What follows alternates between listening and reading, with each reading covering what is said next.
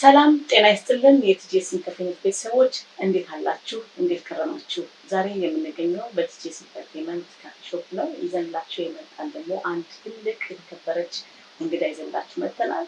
ስሟንና ማንነቷን ከሱ የምናውቀው ይሆናል። ስለሷ ግን መናገር የምፈልገው ከዚህ በፊት በባህር ዳር ከተማ ትልቅ ስራ እየሰራች ያለች ልጅ ነች። ይህች ልጅ አንድ በጣም ወዳት ጓደኛዬ እንደምትለው ጓደኛዬ ሜሮን ግርማ ትባላለች። ባህር ዳር ነበርኩኝ ዝግጅት ነበረኝ፣ የአንድ ሳምንት ቴሌቪዥን ዝግጅት ነበረኝ 80-90ዎቹ የሚል እዛ ላይ ባህር ዳር ስለነበርኩኝ የባክሽን እችን ሴትዮ ሳታያት እንዳትመጪ የሚል መልዕክት ነበረ። በአጋጣሚ ግን እሷ መልዕክት ስትወልኝ እኔ አዲስ አበባ ነበርኩኝ። ስለዚህ ሳላገኛት መጣሁ። ለንደን ተመለስኩኝ። ከአመታት በኋላ እቺ ሴት ቲጂኤስ ኢንተርቴይንመንት ካፌ ኮፊ ልጠጣ በአጋጣሚ ትመጣለች።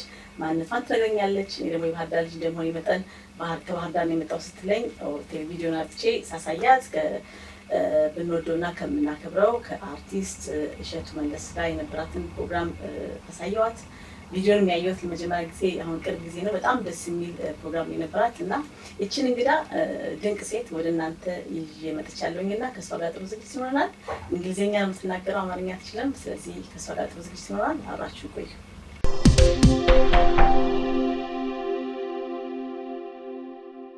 ሰላም ጤና ይስጥልኝ።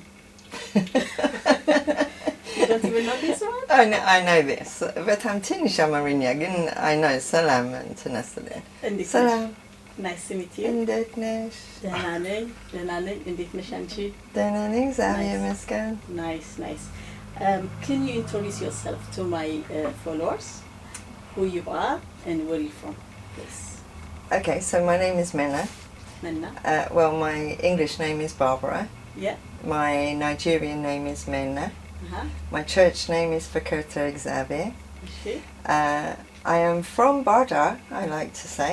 I'm from Bahir, Okay. but I grew up just across the road. That's very surprising part of it. Yeah, I raised my son across the road, and my mum still lives across the road. Yes. And yeah, after you ignored me in Bahir, Apologize for that. because she was way too busy. Yeah, everything has a reason for sure. Yeah. And as I say, I lived here across the road for years. So, and this shop used to be a pharmacy. For a long time it was a pharmacy. Yes. So when I came back one year and I found there was an Ethiopian cafe across the road, Okay. I had to come in here and see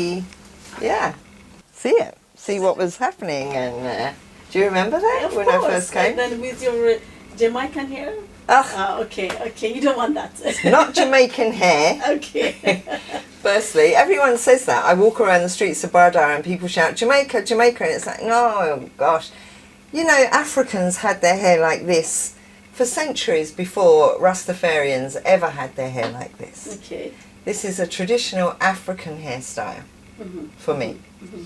So, so I came here. I mean, you know, there's another Ethiopian cafe just here. Gabriel, Yeah, that used to be a laundrette when I was here before. That's where I used to wash all my clothes. And so the place had changed so much. So that my mum told me, oh, did you know they sell injera across the road? I was like, really? So I had to come in and see you. And so glad that I did. Yeah, so happy that I did. So pleasure to see you. So just give us a little bit background about yourself. Were you born? I mean, your mom and dad, where are they from? And how is, UK? How is London? So my father's Nigerian and my mother's Irish. And I grew up in the 60s, in the days when it was no blacks, no Irish, no dogs. So it was very difficult for my mum and dad. You know, they could never find somewhere to live. You know, like my dad would go and they would accept them, but as soon as they met my Irish mother, they would say no, or the other way round. You know, my mum would go and look at a vacant accommodation, and as soon as they saw my dad, they would say no. And growing up in London back then, I think I was the only mixed race girl in school. Yeah, me and my brothers and sisters were the only mixed race. There were African children or there were Jamaican children, but there were very few mixed race children. And we got it all the time. We were teased all the time, you know, you're not black and you're not white and you know, because you weren't one or the other. And I remember my dad used to always say to me, it doesn't matter, you're mena. Remember, that's who you are, you're mena. Yeah, you're not black, you're not white, you're mena. And he gave us the strength in ourselves. But I can remember walking in Brixton and people spitting at my mother because she had black children, and throwing stones at her in the street. And that was before the days when you couldn't say the N-word and racism was against the law. People could treat you as they wanted to, and there was very little that you could do. You know, my mum and dad were always having to fight. And I think it made them strong in the beginning. You know, it made them tight together. And but it was difficult. I mean, I was born in Brixton, down the road. And we moved quite quickly to this estate across the road here. And all of us grew up there. Mum had a big flat with like 5 bedrooms. So me, my sister, my brothers, we all lived over there. We all had our children over there. And Declan, my son, still lives over there with my mum. So we kind of grew up around here. It's changed a lot. There used to be a children's playground over there, and yeah, it's changed a lot. But generally a happy childhood, but very small. You know, all my dad's family were back home in Nigeria. All my mum's family were in Ireland. So we didn't have aunts and uncles or grandparents when we were growing up. It was just us and mum and dad, and that was it really. And as I say, because once people found out that my mum's husband was black, they didn't want to talk to her. So she would have friends at work, but as soon as they found out she was married to a black man, they didn't want to have anything to do with her. Yeah. So she had quite a lonely life, I think. So it made us all very tight as we grew up. So as you're in London, it's one of the best city in the whole world, and you give up everything to be in Ethiopia. So we'll go there now. So before we go there, actually, what is your favorite place to visit? London. Oh my God. Just to show the people what you give up for. Well, as I say, because my mum was Irish, she was a tourist in London. So in the summer holidays, she would take us to all the touristy places. So I think Tower Bridge, London Bridge, the Tower of London. I used to love those places because they were full of the history of London. My mum used to take us on a boat down the River Thames, and she would show us all these historical places. And then because my family were quite poor when we were young, so we didn't really have money to go anywhere, so we spent a lot of time in local parks. So Dulwich Park was one of my favourite parks. Oh, it's beautiful, beautiful place. Brockwell Park was one of my favourite parks because it used to have a miniature village. And on Sunday afternoons when my mum was cooking dinner, my dad would take us out to the park.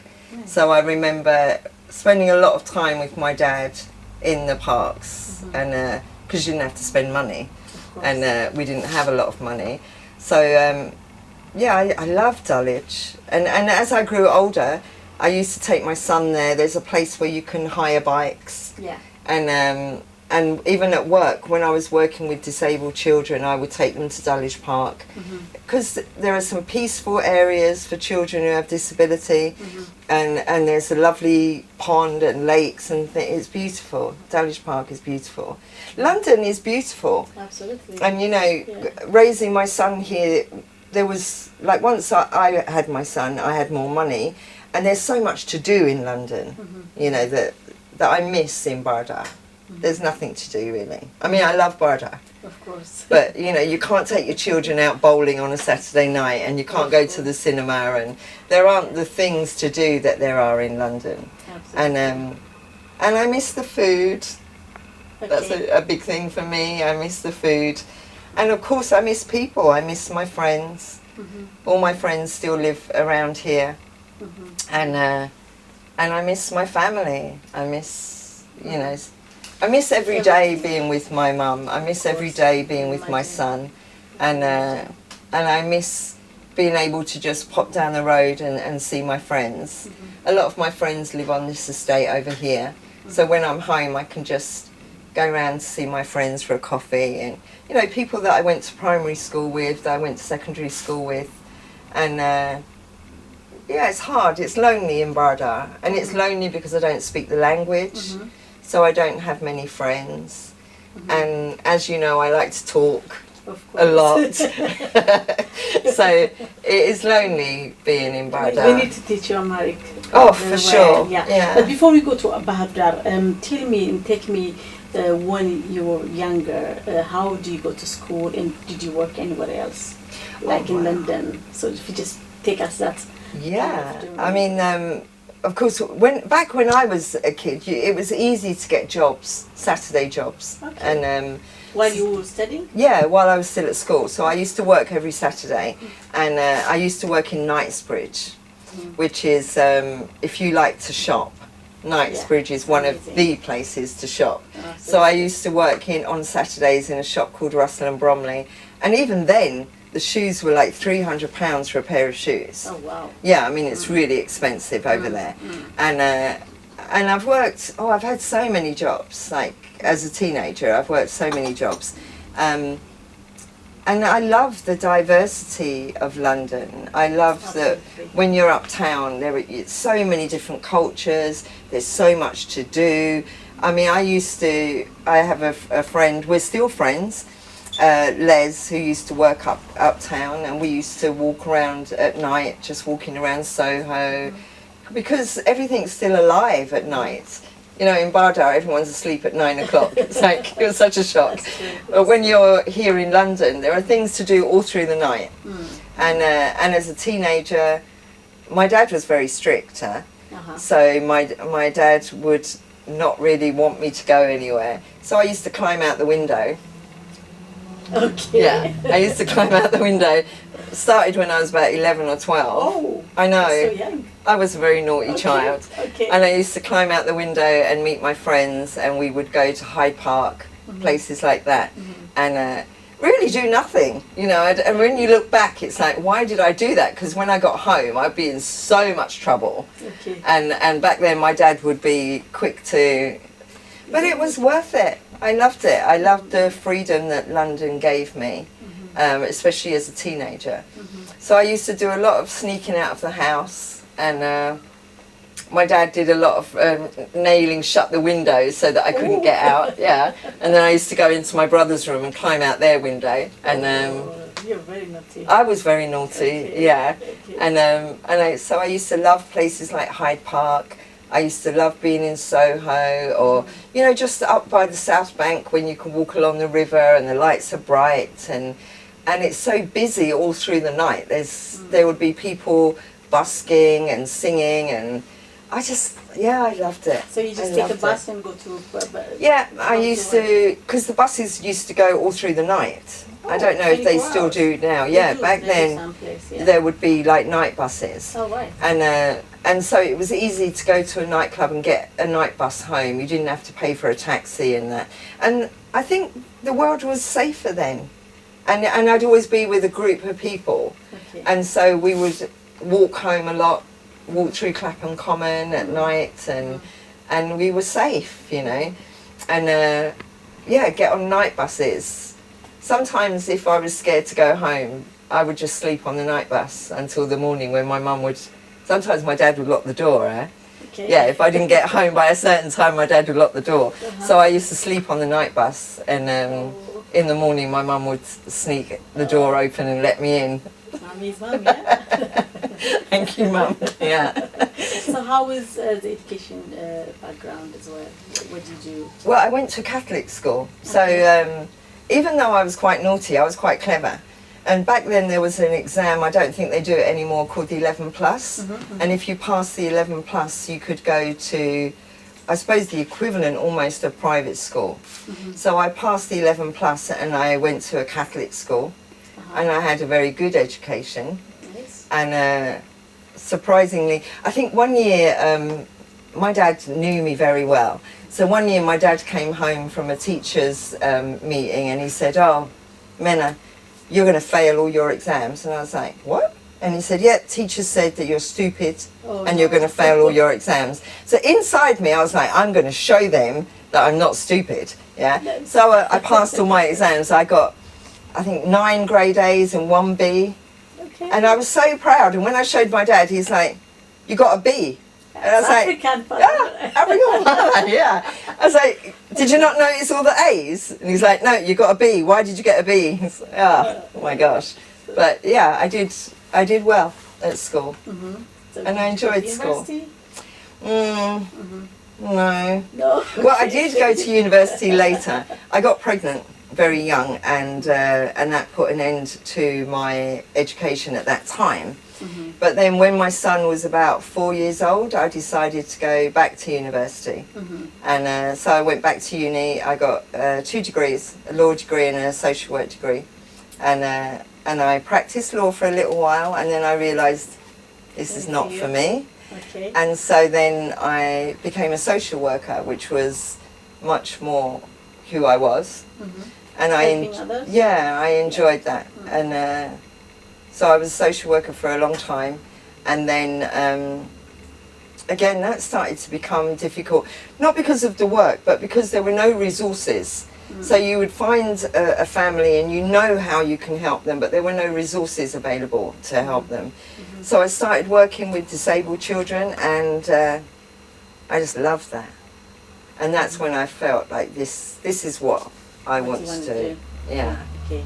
So let's talk about your project, which will take us to Ethiopia, Bahir Dar, where I grew up for most of my life. I live in Bahir Dar. You already know. Yeah. So about your charity, Heart Wholeness Centre. Yeah. So first of all, what's the meaning of that? Why you give it that name? And why Ethiopia? I mean, you're Nigerian, your mom is Irish, so why Ethiopia? Still has a story. Okay, so before I went to Ethiopia, I had a very similar project in West Africa. So even though my dad is Nigerian, back in the day, Nigerians and Ghanaians moved between the 2 countries. So my dad kind of grew up in Ghana, and all my uncles and aunts are in Ghana. So originally I went to Ghana, and I had a small project doing something similar. But that kind of didn't work out. There were lots of family issues around. You know, my family wanted me, with my British education, to open a private school and make lots of money. Yeah. And their thing was, you know, you can open a school and teach English and you can get very rich. And so it was really difficult trying to work in Ghana. So I went back to England, and I was talking to a friend of mine, and she said, I know someone in Ethiopia. I said, I really want to be in Africa, and I really want to work with disabled children. And so she said, I know someone in Ethiopia, in Bahir Dar. I'd never heard of Bahir Dar. Okay. And to be honest, I'd never really thought about going to Ethiopia, because as you say, I'm West African. Yeah. One good thing about West Africa is they all speak English, so I didn't have a problem trying to learn the language. Okay. So I'd never really thought about going to Ethiopia. But when I got to Bahir Dar, you know when people talk about you exhale and you feel like you're home? Even if there's a language barrier. Yeah. You can feel it, right? There was so much against going to Ethiopia, but when I landed in Bahir Dar, I knew I was home. I just felt like the presence of God in Bahir Dar for me was so powerful. You know, like I felt like he was here, yeah, and that, yeah, I just felt like the presence of God overwhelmed me when I got to Bahir Dar, and I knew that this was home. So you went first time, yeah, the first time. I went first time to volunteer in another organisation, and that didn't really work out. But in the 3 months that I was there, I met some incredible disabled children who I just fell in love with, and who one of their mothers, I'll never forget her, Hikma's mother, said to me, "You're going to be like all the Ferengies. You come and you say you'll help, but you'll go back to England and you'll forget because your life in England is so comfortable." And no doubt, my life in England was comfortable. I had my own house, I had my own car, my life was comfortable. Absolutely. But you don't forget. Like I couldn't forget them. The sound of her. Yeah, just her voice saying, that I would let her down. And I remember saying to her, I won't let you down. I will be back and I will help you. And so I came back, and that's when my son told me that I was going to be a grandmother. And it was like, oh no, like it felt like everything was going against it. But my heart just felt like I needed to be in Bahir Dar. I felt like God wanted me to be in Bahir Dar. And really, it was so overwhelming.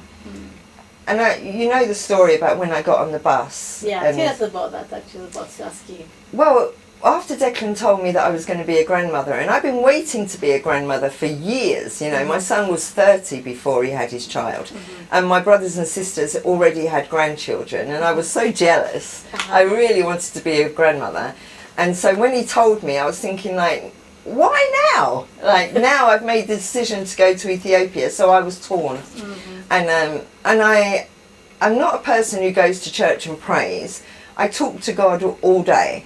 Like I just talk to God all day. So I was talking to him all morning, and I went just down this road, and we were talking, and I was asking him, you know, show me a sign, give me something that's so definitive that I know 100% that's what you want me to do. So I got on the bus, and I went upstairs, and it was empty. The whole double-decker bus was empty because they just started at Camberwell. There was no one on the bus. And I went upstairs so I could sit anywhere I wanted to sit. And I sat down, and when I sat down, next to me there was a prayer card, Tekla Heiman's prayer card. At the time I didn't know who Tekla Heiman was, and I still can't read Amharic, but I knew it was Ethiopian. And I knew that felt to me like God saying, this is what I want you to do. Because as I say, if I'd walked 2 steps further and sat on another chair, maybe I wouldn't have seen that card. Exactly, yeah. So I felt really strongly that this is what God wants me to do. And ultimately, I love my family. Oh my God, I love my son. I love my granddaughter. But they're not your salvation in life. God is your salvation. You know, ultimately, the only being that you can really 100% trust is God. And so when God asks you to do something, you have to do it. You don't have a choice, do you? So, and also it wasn't as if I was going to a place that I didn't love. God was sending me back. And I asked him to please give me a family, because I need a family. And I knew that I'd be lonely in Ethiopia. And he gave me a family. Yeah. So Heart Wholeness Centre, that's the name of your project? It didn't start like that. Okay. It started as the One Love Day service. Okay. And after Bob Marley's One Love, because I love that song. And I love the idea of all of humanity just being a family. You know, that it doesn't matter what colour you are, where you're from. We all have one father, and that makes us one family. So I loved that song. So that's how it started. But unfortunately, there were problems with the board, and I was asked by Buffett to change the name. So when I got my new manager, Belai, I was asking him, you know, how can we change the name but still keep the essence of one family? You know, like my children are Penti, Orthodox, Muslim. I don't care where they come from or what religion they are. If I see a child that I believe I can help, then I want to help them. So the idea of wholeness was about encourage like everybody, and that we would deal with every aspect of a child's life. So it wasn't just about treating or helping them with their disability. I wanted to help their family. I wanted to help them as a whole being. You know. Family. Yeah. Yeah. So how many disabled youngsters you have been Well, we started with 6. So back in the day, before I had any funding or I had any help, I had 6 children. Hikma was one of them. Okay. And then. Do you help with their mother and family, or just by service? In the beginning, it was just the children. I didn't have staff, and I didn't have. Money, basically. So back in the beginning, I used to come to England for 6 months. I would work, I would save all my money and take that back to Ethiopia and run the day service for 6 months using that money. But what happened was, I started to realise that when I was in England for 6 months, all the work, the physio and all the work that I'd done in the 6 months that I was in Ethiopia was undone when I was here, because the mothers were poor, they couldn't maintain their diet, they didn't maintain their physiotherapy. So I needed to change that somehow. So when I started, then I got funding. God just sends me people. Like, I got to the point where I was asking him, how do I sustain this for the children? How do I make this a permanent thing? I need to go back to England to raise money. So how do I make this permanent? And I met this amazing French woman. Actually, one of the physiotherapists in Bahir Dar brought her to visit me, and she was on her way to get a flight back to France. And I was on my own, so I was in the middle of changing 6 diapers. The whole room stunk of caca.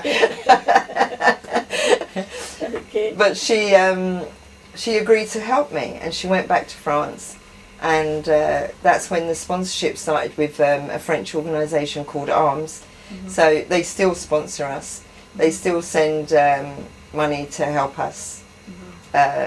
As we've developed and as we've grown, so we had 6 children when they started helping us, and I'm very, very grateful to them. But the money that they send hasn't changed. But I now have 28 children. 28. Yeah, amazing little people. So do you have your own place, or how does it work? I mean, So we rent a house. I would very much love, and I'm hoping that the government will give me land so that we can build our own place, because we spend an awful lot of money on rent. So we rent at the moment 2 houses. So I live in one house with my family, and I do one-to-one work with some children that we can't fit into the project. And then across the road we rent another house, which is where we run the day service from. So the children, we pick them up. So 4 of the children live with me. okay. And 24 of the children, we pick them up in the morning. We have a big bus, thanks to Ashetu and his followers. Okay. And we have a big bus, and we pick them up in the morning. We bring them into the day service. We give them breakfast, shower, change their clothes, and we start with daily massage, because a lot of our children haven't had a lot of physical contact. I see. So even if they don't actually need massage, we do it because it's about touching a child and letting them feel valuable. You know, when someone's touching you physically and cuddling you, you feel like you have value. And then they have lunch with us, and then in the afternoon we have various therapies. So we do physiotherapy, water therapy, music therapy, and we have a sensory room. So the sensory room we use for children who find noise very difficult. Some of the children are very heightened, like if really loud noises are actually physically painful for them. When you come, when you're not too busy, next time you're in Bahir Dar. Absolutely. I promise that. You see some of them, they rock, they hold their ears, where the noise of too many children can be overwhelming for them by the afternoon. So we have a sensory room that's very dimly lit. There's soft music, there's like lights for them to follow. So we have some children there, and we have other children who respond better to physiotherapy, doing physio in one room. We have another room where we do music therapy, and generally I do water therapy. I have a big swimming pool. Okay. Like blow-up pool. Okay. Yeah, and we do, because a lot of their bodies, when they're in water, it's easier to move them. They can be very stiff with cerebral palsy and things. Their bodies are very stiff. But when they're relaxed in the water, it's easier to do exercise and move them around. So, but unfortunately, the rats ate my swimming pool. Oh dear. Oh my God. So I have to try and raise some money to buy a new pool.